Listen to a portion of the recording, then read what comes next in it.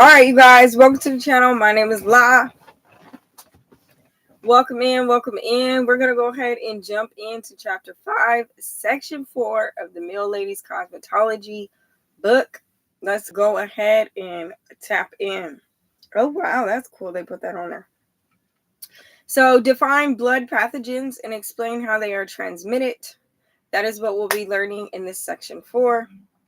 Blood pathogens, disease-causing microorganisms that are carried in the body by blood or body fluids, such as hepatitis and HIV, are called bloodborne pathogens. In the salon, the spread of bloodborne pathogens is possible through hair cutting, chemical burns, shaving, nipping, clipping, facial treatments, waxing, tweezing, or whenever skin gets broken. Use great care to avoid cutting or damaging clients' skin during any type of service. Cutting living skin is considered outside the scope of the cosmetologist's licensed and approved practices. Federal law allows only qualified medicinal professionals to cut living skin since this is considered a medical procedure. This means that cosmetologists are not allowed to trim or cut the skin around the nail plate. Cutting hardened tissues and removing a callus are both considered medicinal procedures. Even if the client insists, cosmetologists may not intentionally cut any living skin from any reason. Hepatitis. Hepatitis is a bloodborne virus that causes disease and can damage the liver. In general, it is difficult to contact hepatitis. Unlike HIV, hepatitis can live on a surface outside of the body for long periods of time. For this reason, it is vital that all surfaces that contact a client are thoroughly cleaned and disinfected. There are 3 types of hepatitis that are of concern in the salon: hepatitis A, hepatitis B, and hepatitis C. Hepatitis B is the most difficult to kill on the surface.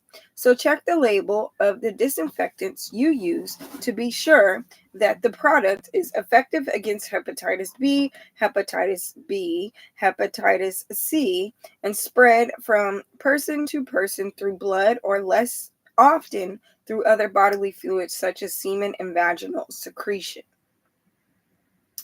Okay, it says HIV and AIDS, human immunodeficiency virus. Okay, AIDS is a disease that breaks down the body system. HIV is spread from person to person through blood and or less through other bodily fluids such as semen and vaginal secretion. A person can be infected with HIV for many years without having symptoms, but testing can determine whether a person is infected within 6 months after exposure of the virus. Some people who are HIV positive have never been tested and do not know that they have the potential to infect other people. The HIV virus is spread mainly through sharing of needles by intravenous IV drug users and by having unprotected sexual contact. Less commonly, HIV is spread through accidents with needles in healthcare settings. It is not spread by holding hands, hugging, kissing, or sharing foods, or using household items, such as the telephone or toilet seats. There are no documented cases that indicate the virus can be spread by food handlers, insects, or casual contact during hair, skin, and nail procedures, salon services. If you accidentally cut a client and the tool will be contaminated with whatever might be in the client's blood, including HIV, you cannot continue to use the implement without cleaning and disinfecting it. Continuing to use the contaminated implement without cleaning and or disinfecting it puts you and others in the salon at risk of the infection. Fungi. Fungi are single-cell organisms that grow in the irregular masses that include molds, mildews, and yeast. They can cause contagious diseases such as ringworms. Another fungus affects plants or grows on inanimate objects, but does not cause human infections in the salon.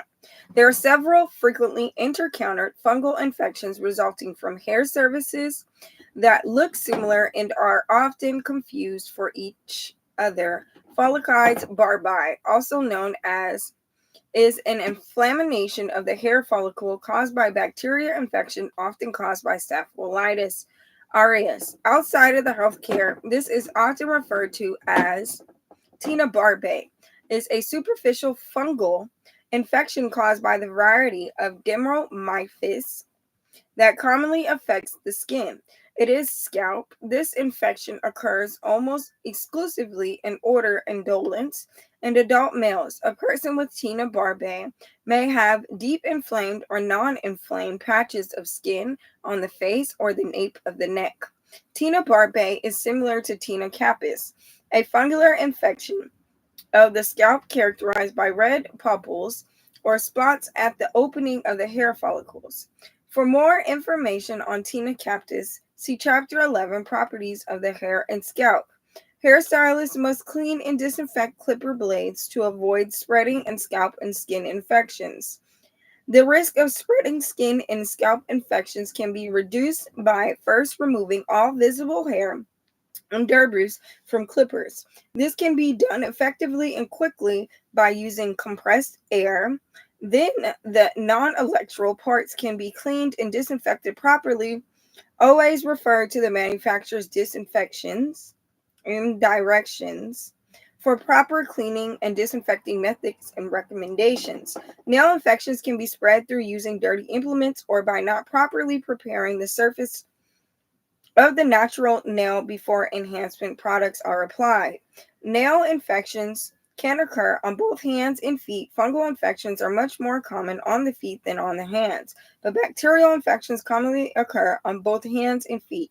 The most frequently encountered infections of the foot resulting from nail services in Tina pedis, a ringworm fungus of the foot. Both bacterial and fungal infections can be spread to an infected client's other nails or to other salon clients unless everything that touches clients is either properly cleaned and disinfected before reuse or is thrown away after use. Okay, you have parasites here. It says parasites are organisms that grow, feed, and shelter on or in another organism, referred to as a host. While contributing nothing to the survival of that organism, they must have a host to survive. Parasites live on or inside of humans and animals. They also can be found in food, on plants, in trees, and in water. Humans can acquire internal parasites by eating fish and meat that has not been properly cooked. External parasites that affect humans on or in skin include ticks, fleas, and mites. Head lice are a type of parasite responsible in contagious and conditions. One condition called the infestation of head lice is called pedicularis capitis. Scabies is also a contagious skin disease that is caused by the itch mite, which burrows under the skin. Contagious disease and conditions caused by parasites should only be treated by a doctor. Contaminated countertops, tools, and equipment should be thoroughly cleaned and then disinfected with an EPA registered disinfectant for the time recommended by the manufacturer or with a bleach solution for 10 minutes. Immunity. Immunity is the ability of the body to destroy, resist, and recognize infection. Immunity against disease can either natural or acquired is a sign of good health. Natural immunity is partly inherited and partly developed through healthy living. Acquired immunity is immunity that the body develops after overcoming a disease through inoculation, such as flu vaccines, vaccination, or through exposure to natural allergens such as pollen, cat dander, and ragweed. So this has been section 4 of the chapter 5 Milady test. I will see you guys in the next one. Thank you for that like and that subscribe button.